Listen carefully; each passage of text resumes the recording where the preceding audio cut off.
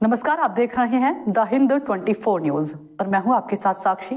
आई नजर डालते हैं आज की बड़ी खबरों की ओर। सिलीगुड़ी ईस्टर्न बाईपास से सटे बारीभाषा ठाकुर नगर इलाके में एक परिवार पर हुए हमले से हड़कंप मच गया है। मंगलवार की सुबह परिवार की दुकान पर कुछ युवकों का डिलीवरी बॉय से विवाद हो गया। जब परिवार मामले को सुलझाने गया तो आरोपी युवकों ने उन पर हमला कर दिया। आरोप है कि न केवल सड़क पर बल्कि घर के अंदर भी परिवार के सदस्यों के साथ मारपीट की गई और बंदूक दिखाकर धमकाया भी गया। घटना के 12 घंटे बाद भी मुख्य आरोपियों के लापता होने से स्थानीय लोगों में रोष है। बुधवार की सुबह स्थानीय निवासियों ने दोषियों की शीघ्र गिरफ्तारी और सजा की मांग को लेकर ईस्टर्न बाईपास जाम कर दिया। इसके साथ ही बारीभाषा और ठाकुर नगर इलाके की सभी दुकानें बंद करने का आह्वान भी किया गया। स्थानीय लोगों ने सुबह से ही अपनी दुकानें बंद कर आंदोलन में शामिल हो गए। सिलीगुड़ी के मेयर गौतम देव, जिला परिषद सदस्य मनीषा रॉय और भारी संख्या में पुलिस बल मौके पर पहुंचकर स्थिति को नियंत्रण में लाया। पुलिस सूत्रों के अनुसार 6 आरोपियों की पहचान कर उन्हें गिरफ्तार कर लिया गया है और बाकी की तलाश जारी है। न्यू जलपाईगुड़ी पुलिस घटना की जाँच कर रही है। इस घटना से पूरे इलाके में हड़कंप मच गया है। আমার নাম মিঠু মণ্ডল। কি হচ্ছিল বলুন? ওই সামনে পাশের বাড়ির আকাশ সরকার নামে একজন আছে, ওর সঙ্গে ওই ডেলিভারি বয় কি হয়েছে সমস্যা জানি না। ওখানে হওয়ার পর ও ডাইকে নিয়ে আসছে ওনাকে ওখানে আসার পর কিছুক্ষণ এখানে গল্প করলো, দোকানে কথা বলার পর কথা কাটাকাটি করার পর ওখানে দেখি ফোন করলো দুজনে। কাকে ফোন করলো জানি না। দুজনের মধ্যে এক পার্টির লোক আসলো, আসার পরে ওকে পুরো মারছে। আমি এই দোকানে ছিলাম। এই দোকান থেকে এই পাশে বেরিয়ে এসে এখানে দাঁড়ায় বললাম, এইভাবে মারছিস কেন? এই দোকানের সামনে বাড়ির সামনে এগুলো করিস না। এই করাতে ওদের থেকে দুজন আসলো। আসার পরে আমার ভাই পাশে বসেছিল, ওকে মারলো ফার্স্টে, তারপরে আমাকে মারলো। আর মেজো ভাই ভিতরে ছিল, ও আসলো, ওকেও ধরে মারতেছে। মানে তারপরে মা বাবা ওরা বেরোলো, ওদেরকেও মারছে, যাকে পাচ্ছে তাকে মারছে। এই অবস্থা।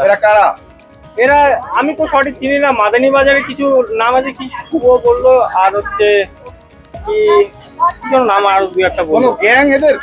গ্যাং আছে, কেজিএফ নামে একটা কি গ্যাং এর নাম শুনছি।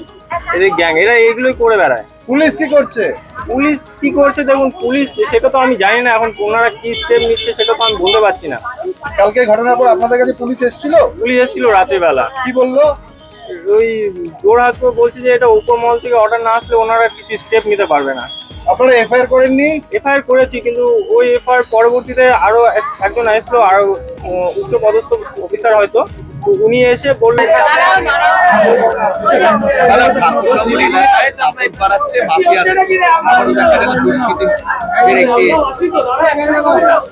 ব্যাপার হচ্ছে যে আপনারা জানেন যে 2021 এর পরে 2025 এইখানে একটা রাজনৈতিক পরিবর্তন হয়েছে।